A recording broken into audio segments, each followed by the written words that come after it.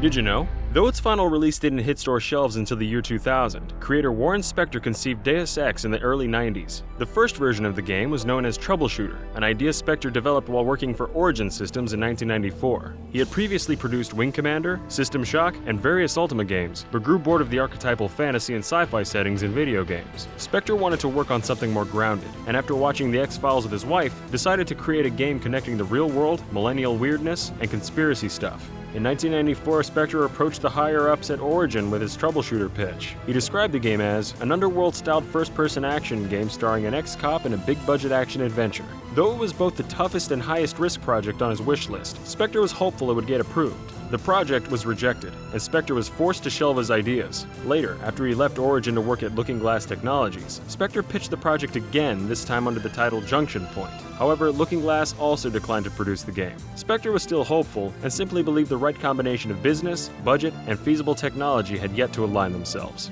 In the late 90s, developer John Romero offered Spector a position at his company Ion Storm, along with an opportunity to make his dream game. Spector immediately accepted and ditched Looking Glass to make his pet project. What would become Deus Ex officially began development in August 1997 under the title Shooter: Majestic Revelations. After moving out of pre-production in early 1998, the team grew from a 6 to a 20-man workforce. Development stuttered, however, when the team split into two groups, each led by a designer competing to head the entire project. Spector wanted to keep the team separate, believing their competition would be fruitful, but this only caused more problems. Eventually, the teams merged, and Harvey Smith was chosen as lead designer. Sometime in 1998, the title was officially renamed Deus Ex, a play on the literary concept of Deus Ex Machina. First introduced in the Greek theater, the term literally translates to God from the machine.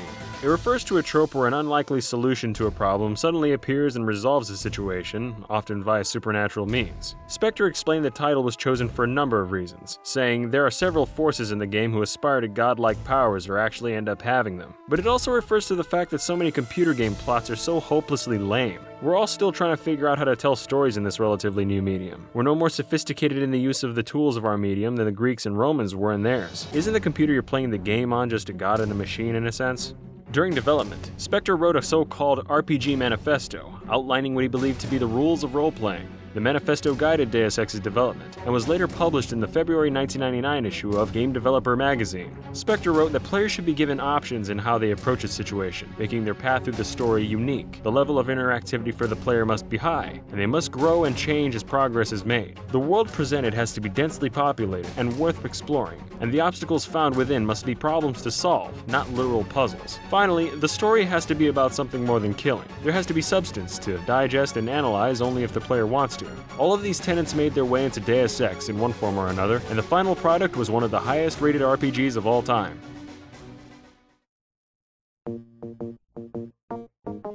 Because of its lengthy design process and development cycle, there are several areas in Deus Ex that didn't make it into the final game. Notably, levels based in a flooded Hollywood, a war-torn Texas, Russia, an abandoned space station, and a base on the moon were all considered at one point. Denver International Airport was also considered for a level early in development. Its inclusion may have been a nod to the conspiracy theory that implies Denver Airport is the headquarters of the Illuminati. A playable version of the White House with a hidden presidential bunker was also included in early drafts of the game. This area was described as Spector's dream level, and the development team's toughest challenge. Early versions of the level were designed and modeled, but ultimately dropped to focus on other areas and story points. This led some to speculate that the United States government had intervened, as they could be uncomfortable with the idea of a shooting game taking place in an important government location. However, the development team denies these claims. Spector explains, "There were rumors going around that we deleted the White House because we were too close to reality. In fact, we did discover some really interesting things about the building. When putting together pieces of blueprint and public images and maps from various sources, we thought, hey wait, there's a little hole here, and we don't know what's in there. None of the maps identify it, but there's a space that has to be filled with something. I think we really did hit on some weird stuff, but we cut the mission because we realized that a few thousand little square rooms would be really boring." The team were approached by some representatives of the US government while marketing the game, however.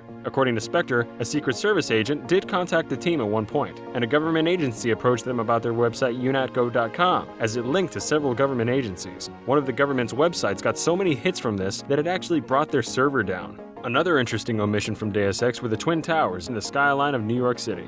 The files containing the towers are in the game, but were left out due to texture memory limitations. The team justified the Trade Center's exclusion by saying terrorists destroyed it earlier in the game's story. Astonishingly, Deus Ex was released on June 26, 2000, more than a year before the real terrorist attacks of September 11, 2001.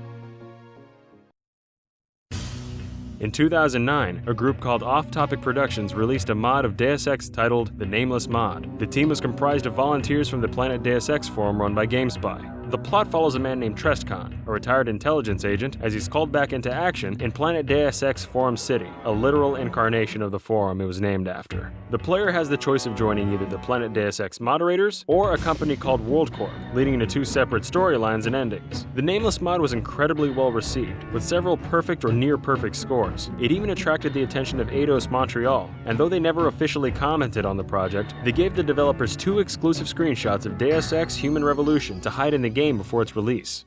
Since you're watching this video, you're probably into games and movies too. If so, consider subscribing to Loot Crate. Loot Crate is a monthly subscription service that delivers a box of gaming and pop culture goodies to your door. September's Loot Crate is themed around speed and is packed with merch from The Flash, Iron Man, Batman, and more. The crates have a different theme each month, and all loot relates to that theme. A subscription is less than $20 per month, and crates are guaranteed to have a value of $40 or more. Loot Crate is offering Did You Know Gaming viewers 10% off your subscription. So if you like original gaming collectibles and want to support Did You Know Gaming, head over to lootcrate.com/DYKG and enter the code DYKG for 10% off on any new subscription. You can get there by clicking the link below.